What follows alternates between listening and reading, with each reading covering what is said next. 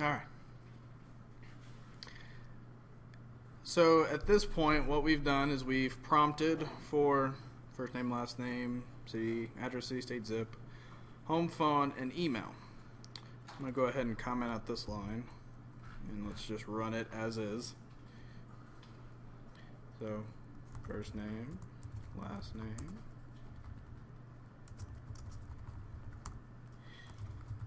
city, state, zip code, phone number,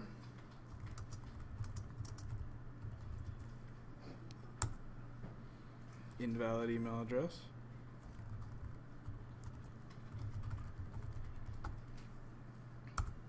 valid email address.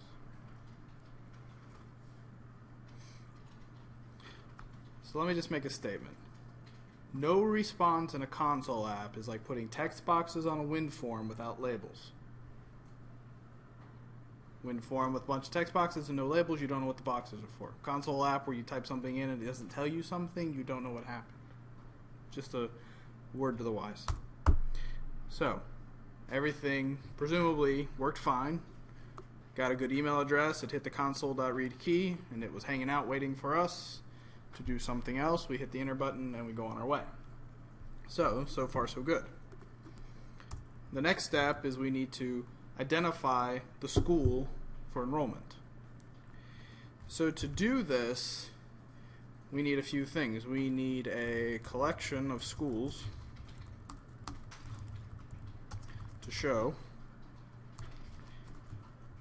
We need to prompt for which school. We need to read in the selected school. We need to set the school on my student.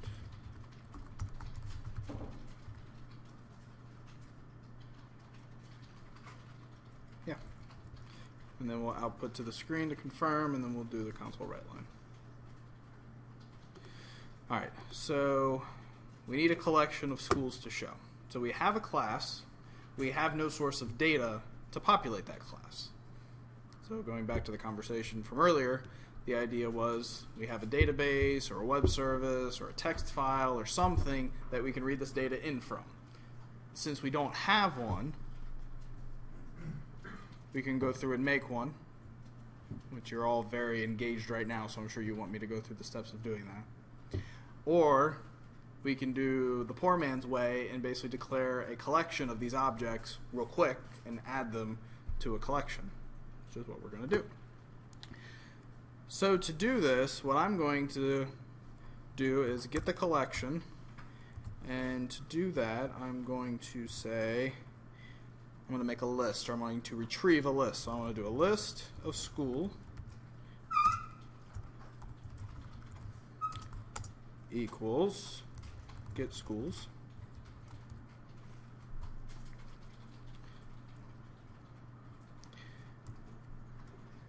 So get schools is a function that doesn't exist. So just like a class, it's going to underline it, giving us the, hey, by the way, this doesn't exist in context.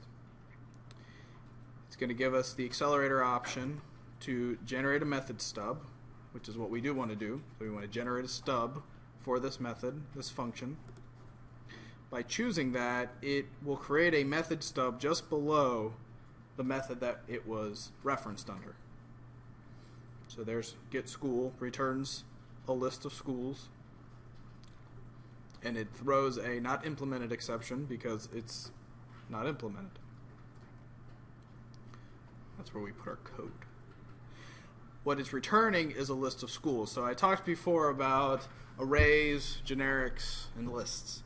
So what a list is a generic collection, lives under the system.collections.generic namespace. And if you look inside of the pop-up here, you'll notice that it says system.collections.generic.list angle brackets T. Anytime you see a generic, traditionally the type that is to be passed into the generic is denoted with the letter T, T for type. what this does for you is it says that this list will be strongly typed to only store and retrieve schools. Anything that's of type school. Now that can be the type itself, school. It can be a derived type. Let's say we made one called district. Or we could have elementary school, high school, junior high school, classes, make our own classes that derive or inherit from school. Those can all go inside of this list. So if we look at, let's just jump down to the next line real quick and look at what my school does. So if we type in my schools, the IntelliSense pop-out says that it's a list of schools. And if we do an add, it only allows us to add a school item. So that's that strongly typed piece.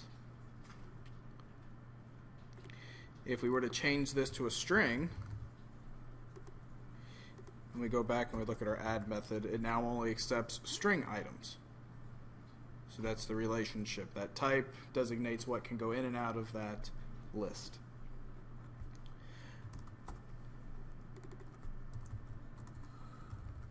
Alright, so get schools is going to be the mechanism that retrieves the list of schools for us.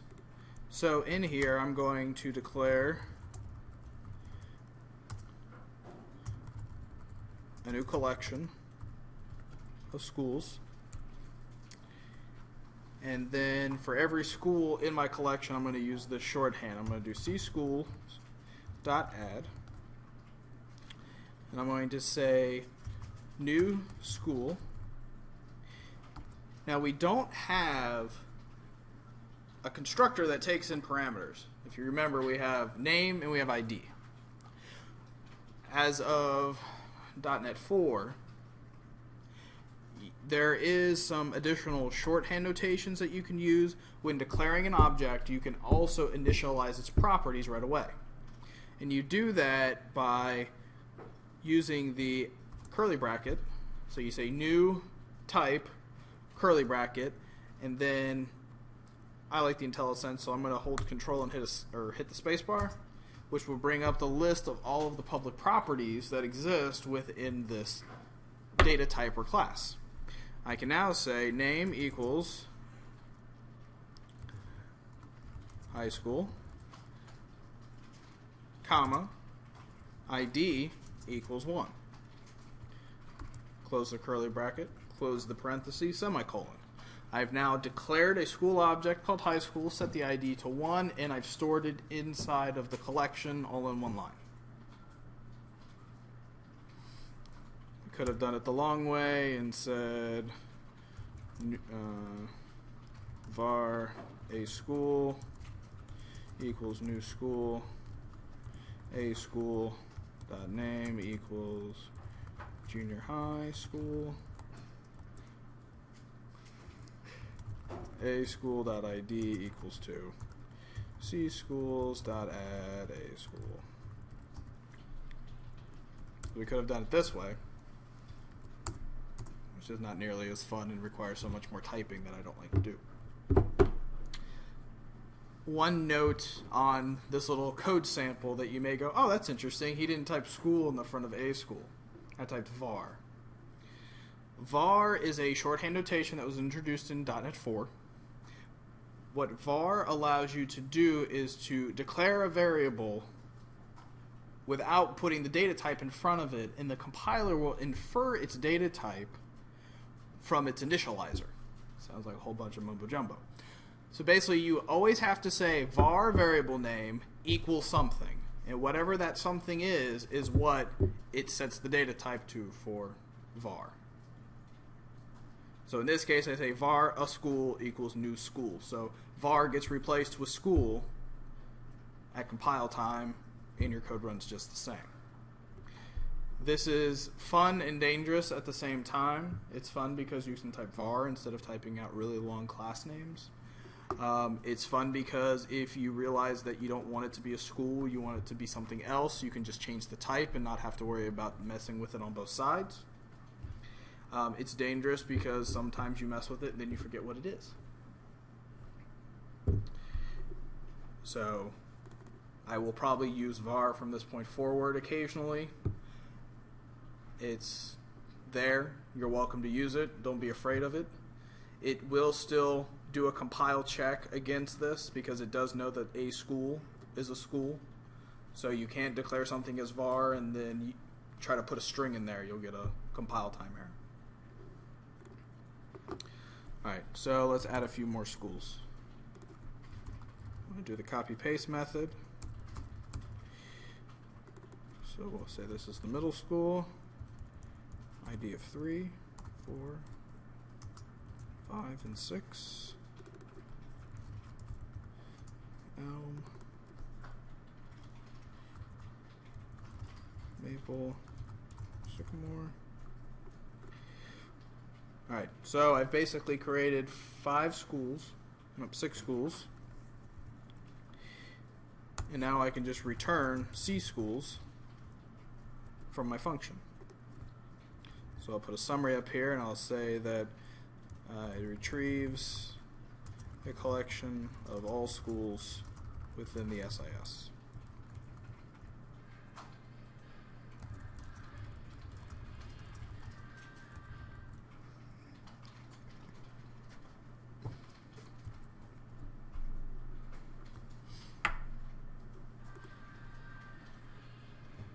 Good Britney Spears in the hallway. Alright, so you'll notice that on this function call that the XML summary comments provides an additional element called returns that allows you to actually give a specific descriptor to what is returned. You can actually, if you hit enter here and do an open bracket, it'll list every possible element that you can include. So there's other things such as remarks, C, also C, value, exception, and so forth. One of the beautiful little things about this markup is there's a tool that you can run from Microsoft that will go through all of your DLLs and it will parse them out and read these summary comments, and it will actually provide for you MSDN documentation. And it'll pull from this to generate that documentation, or help kind of pre-generate that documentation for you. So it has a lot of different values. Some things aren't as relevant within Visual Studio, but if you actually get into the business of developing components and you're publishing and selling them to other people, it helps you with writing your docs so you don't have to write all of that by hand. Alright, so we now have a method called getSchools. You want me to expand it again? No, I just missed whatever came after Sycamore School that took away C schools. That's what it's supposed to be. Mm-hmm. One of the other things that you can do is you can collapse methods using the minus sign. So it keeps your view space a little cleaner. You don't have to look at every line of code. So we have getSchools down here. We call it here. So we have our collection of schools.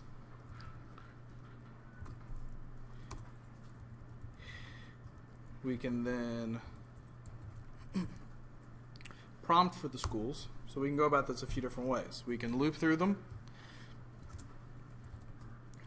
We can have a method that we pass our collection of schools to that spits them out to the screen.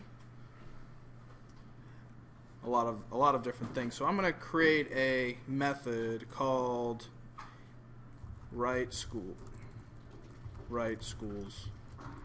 And it's going to take my schools. So what write schools is going to do is it's going to loop through this collection and write them out to the console for me. So maybe somewhere else.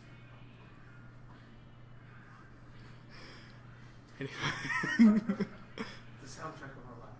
I know, really.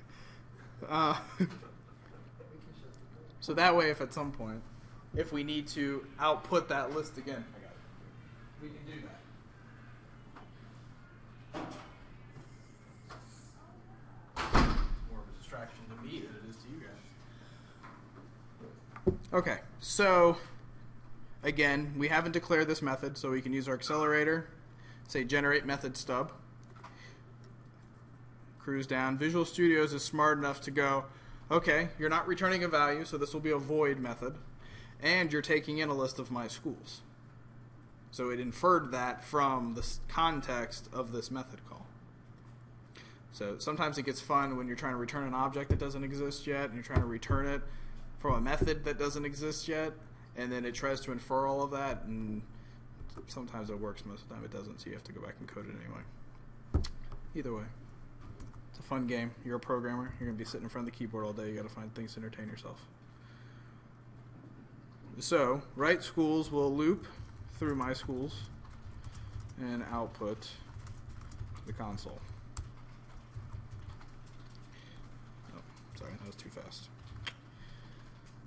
All right, so for loop, easiest way to do it.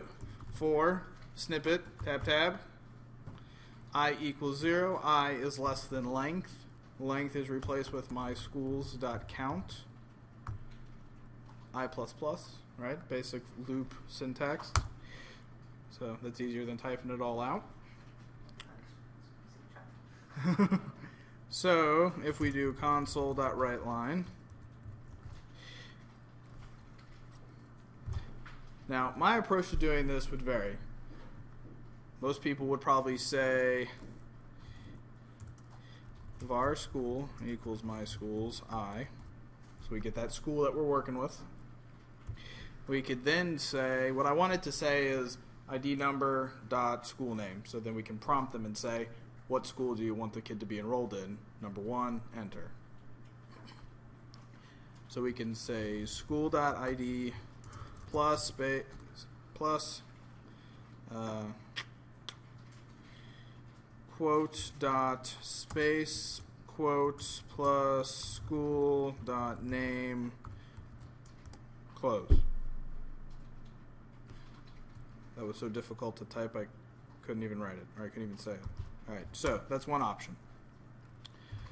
We can do a console.writeLine, and this is one that's fun. You can do string.format. String.format allows you to do is you basically are setting tokens within a string and then passing in parameters or values that those tokens are then replaced with. So what that looks like is this is parameter 1, position 0. This is parameter 2, position 1. Think of it like an array, 0 based. So we can then say, let me bring this line down. We can then say comma, school.id, school.name.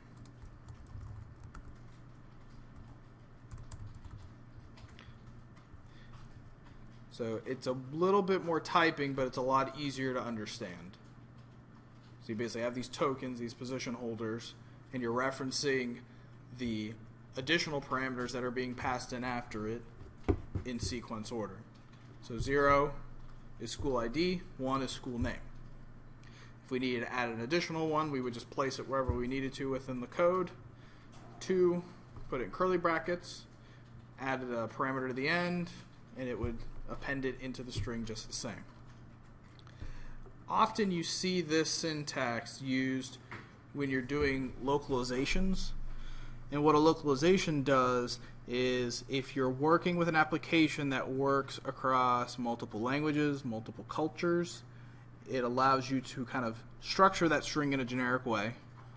And then you can do, there's additional namespaces, one that's called system.globalization, which will allow you to do things that are locale specific.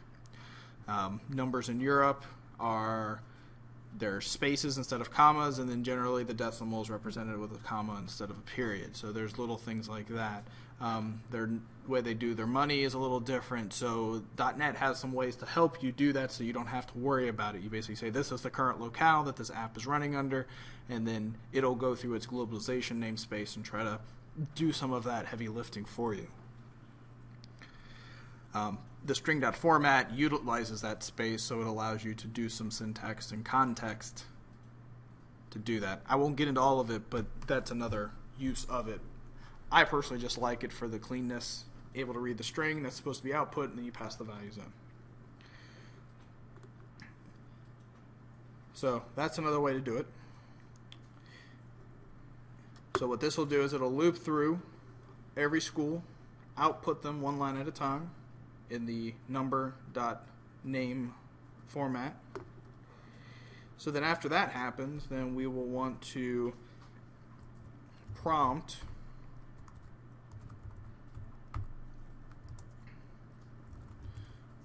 which school is the student enrolling into.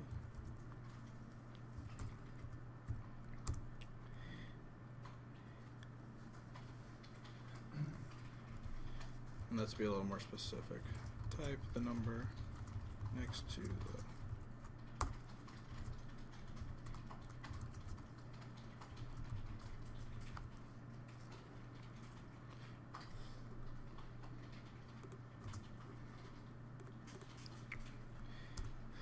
So they're typing a number into the keyboard, and we're reading it from the console. You may intuitively go, okay, it's a number, so I need to have a variable to catch this number that's coming in, so I want to declare an int of the school ID. School ID equals console.readLine. If we look at the signature of console.readLine, it only passes in a string. So we could do a lot of different voodoo here. We could parse or cast this to an integer, which I'm pretty sure 90% of the time will fail because it's passing in an actual string. We could say convert to int32, which is an integer. This will work as long as they type an integer in. If they type in another value, it's going to fail. So the best option is to declare school ID, a string, equals the value read from the console. Then off of the integer, or the int data type, which is basically system.int32, by the way. Same thing. In C#, it's just called int.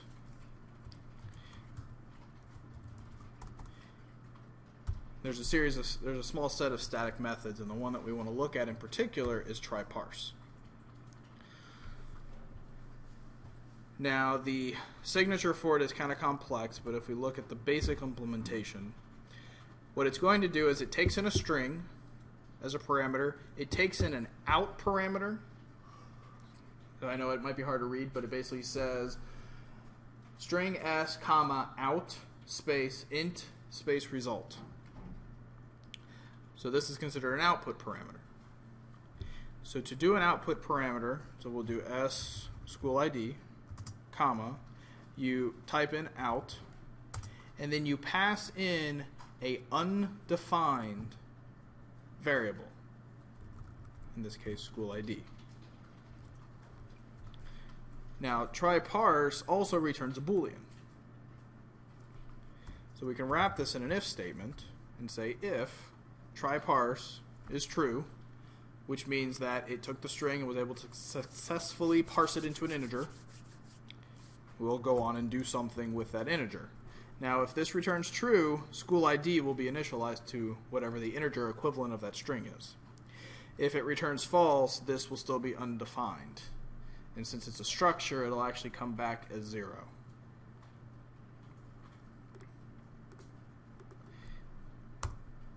So if school ID was given, we can locate the school within the list, set the school to my student. Else,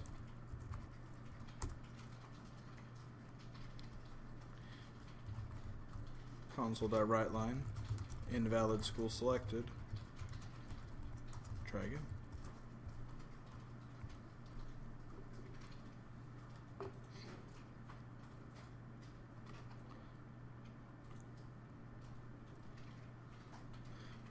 So most likely we'll have to go about the loop again. So we'll say while my student dot school equals null. Write out the list of schools. Prompt them to input the number. go through all of this code, rinse and repeat.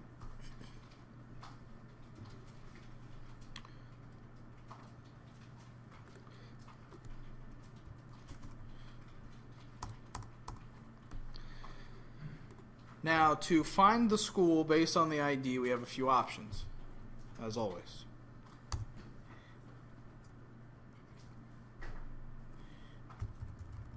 My schools is a list, and the list has a series of its own functions that we can call. One of them is find. Find takes what is considered to be a delegate. I'll talk more about delegates in another class, but the basic idea of a delegate is a function pointer. So this is a C++ concept, but basically what a function pointer is just like a variable, it points to a space in memory, and that's where that variable resides, is in that space in memory. From a C++ perspective, a variable generally is nothing more than a pointer to a space in memory. So a function pointer serves the same purpose, or has the same concept, is that it's a variable that references a function. And in .NET, and I think in Java as well, they're called delegates. So they have their own types. Every delegate has a specific signature. So when we talked the first day about function signatures, the signature is derived from the parameters that are passed and the return type. So that signature is unique to that function. In this case, with a predicate, and I know it's probably a little hard to read, that predicate is a generic. It expects a school, and it basically is seeking out matches. So we can go about and say new predicate, school, and what it's looking for, and this may be a little familiar to when we were doing events, basically an event handler is a delegate. When you set your event with an event handler, that event handler becomes a delegate. So what it's looking for here is it's looking for us to pass the name of a function that has the signature of passing in a school parameter and returning a Boolean. So let's go ahead and call it isMatch.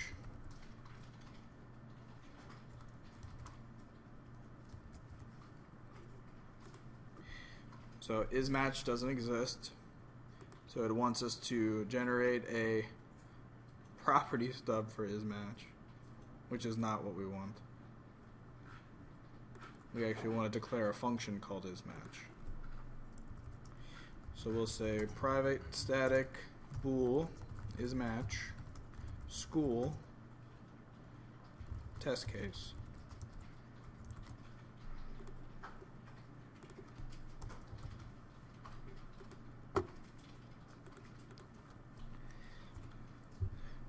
Now things get a little bit tricky in this situation because the school ID is stored right here within this local variable.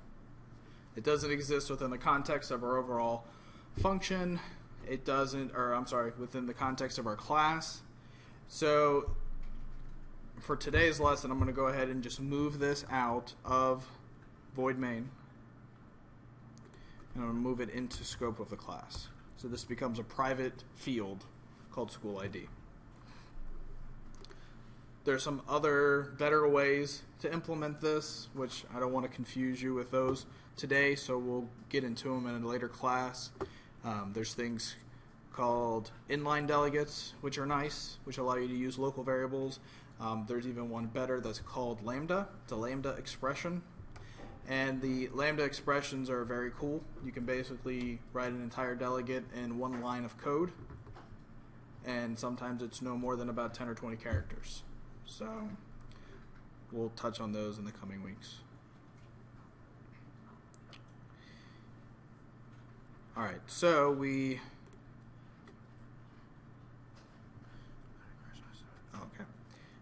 So school ID actually needs to be static because this method is static. So we'll say static int school ID, and that'll fix our scope issues. All right. So under isMatch, we basically just need to do a logic statement and then return true or false. So we can make this complicated, we can make it simple. We can say bool isMatch equals false if test case dot ID dot equals school ID. I'll do this dot school ID just to show. I know this won't work because it's a static. Then we can say isMatch equals true, return isMatch. So that's the gist of what we're trying to do. Lots of lines. So what I'm going to start off by doing is I'm getting rid of isMatch because it's redundant and kind of confusing. And we'll say return false. Return true. Fewer lines, better. Still too many lines for me. So this statement resolves to a Boolean value, right? If statement, you put a Boolean expression inside, it comes back true or false, whether you go in the code or not. You can actually just say return this and not bother with the rest of these lines. Right? If it's equal, it's true. If it's not, it's false. Pretty simple.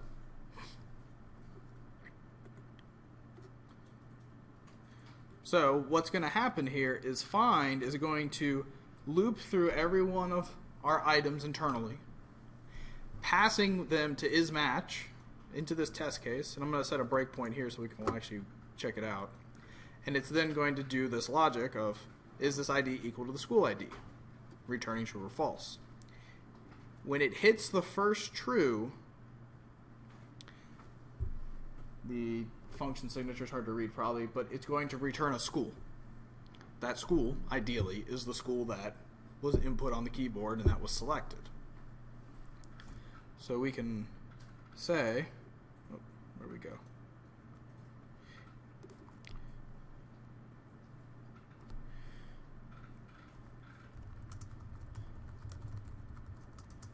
Say that the selected school from my school. Now, it's always good to just make sure that when you're calling something that may or may not exist, that we just validate that it's there.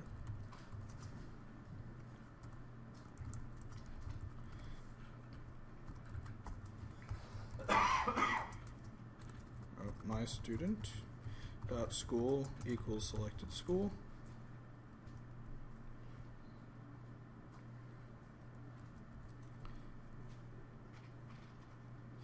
And then my school will be set, so then we'll exit the loop. So at this point, we've set all the values for our student object. We've grabbed the school from the keyboard from the input. We've got that stored in here as well, so now we need to output all of this onto the screen, ideally into a nice format. So we can do a console.writeLine, bring back that string.format again, and really put it to good use. One of the new things I'm going to introduce as well is if you put an ampersand in front of a string, it allows you to do a few things.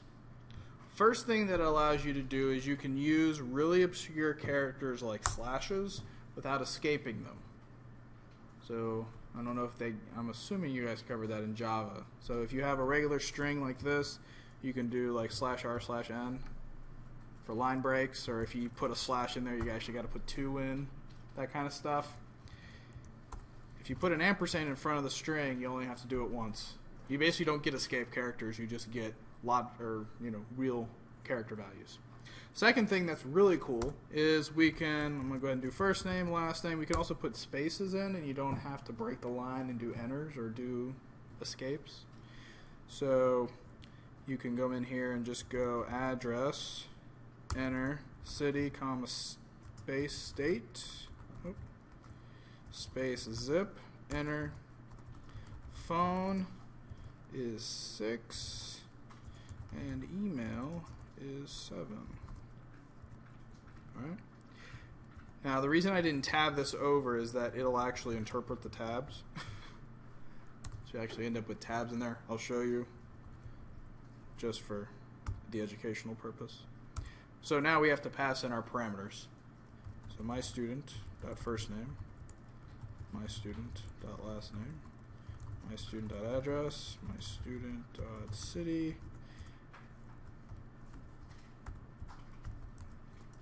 my student dot state, my student dot zip, student dot home phone, my student dot email. Oh, and I forgot.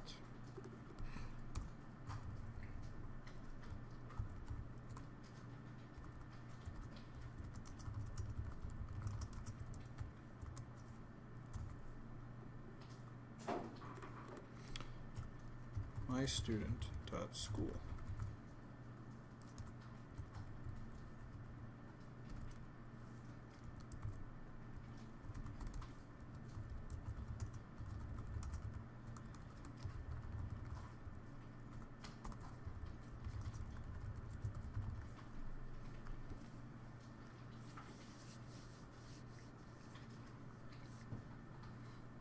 Okay. So I hear some clickings. I'll wait. All right, so we'll go ahead and run. So we get the prompt of first name, last name, address, state, zip code,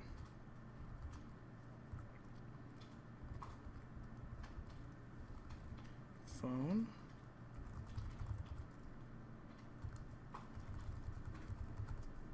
email. There's our list of schools. Just to make sure that it works, I'll put an A in. It says invalid school selected. Try again. So I'll put a 1 and hit enter. Alright, so we hit, if we cruise back up here, we hit the find. It's calling our delegate is match. So it passed in the school ID of 1, took the test case. Its ID is 1, so it equals, so that should return true. So we'll go ahead and keep running. So if you notice, there's the tabs like I was talking about. There's my name, there's all the tabs, there's the rest of the string. Does anybody notice something unusual in here? Everything's tabbed over except for your name. Right, I called that one out already. I'm looking for something new. What was that? Week3.app school. Yes. So it says Kevin is enrolling in week3app.school.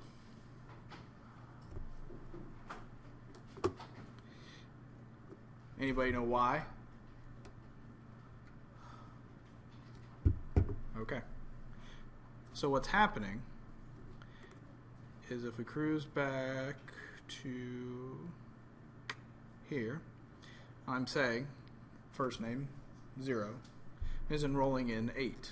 So 8 is the last value I'm passing in, and I'm passing in school, or my student.school. School is a class. When you pass in a class into a string.format, and I made this comment before about lists, if you put in objects inside of a combo box or a list box, you're going to get the namespace and the class name instead of what you think you're going to get. This is an example of that. Oh, whoops. We're going to get namespace.classname, week3app.school, instead of the name of the school. So how do we remedy that? The easy way is do.name. Then we'll get the name. The point I'm wanting to make with this is if we go back to our solution and go back to school,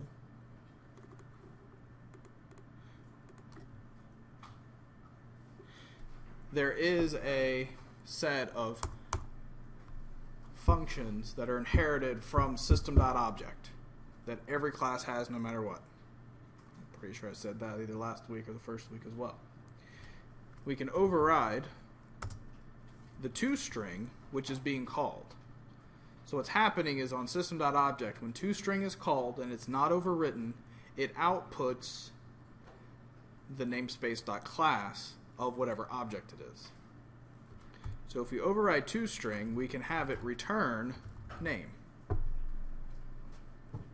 So then when it calls toString, it'll actually return us the name instead of giving us the object. So we'll compile again.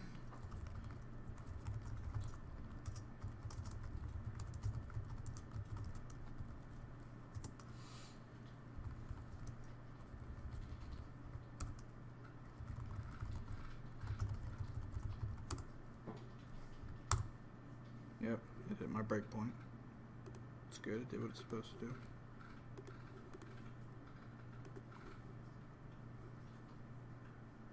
So there you go.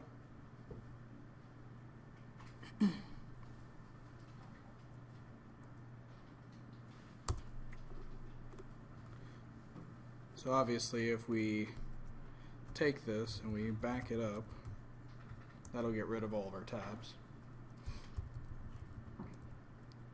And then our string will just output right onto the page as it normally would. It might be nice to do this just for some formatting, indented one. Not required, it's just aesthetics. So that will take care of it. So what kind of questions do you guys have about all that? I'm missing a lot of something, so I'm getting squiggly everywhere. You got squiggly there. I don't know what I'm missing. What's squiggling? The first one is list. It's the get schools and list. Get my schools. Get schools. Prompt for which school. It sounds like you probably have an extra curly bracket Yeah, somewhere. That's what I'm trying to find. Yeah. So, all right. So the homework tonight builds off of this project. So what I'm wanting you to do for this week is I want you to build another class for contacts. So what I'm basically looking for is to take the student object, make a new property in here that is a list of contacts, so that you can then create a new class called contact, give it first name, last name, blah, blah, blah, email. And I want you to be able to prompt the user for, do you have any contacts for this student? If they type Y, give them a prompt and prompt them through inputting that contact. Take that contact and attach it to that student. For extra credit, you can do the following. Or actually, before I give you the extra credit, the other half of that is so you add this contact, and then I'd like for you to output those contacts, obviously, after you put them in. So it would print out the student, just as we did, and then it would output every contact associated or added to that student. All right. The extra credit is that you can do the following. You can provide a main menu, so when the application launches, it kind of gives you that old DOS style. Press 1 to do this, press 2 to do this, press 3 to do this. It can be real simple, doesn't have to be complex, but I'd like to see that ability of I launch the app, a menu comes up, it asks me what I want to do, I pick an option, and then it takes me into that routine. When I'm done with that routine, instead of the app closing, I want it to bring me back to the menu. And then I have to actually choose the item to exit, the option, be it number 0 or be X or whatever it is. So that's an extra credit option. Another extra credit option is that, and it kind of builds off of the menu, the ability for you to input multiple students, basically building a store or a collection of students. And then the third part for extra credit would be if you do the multiple students, then to output all of those students onto the screen. So basically looping through them. So that's the general gist.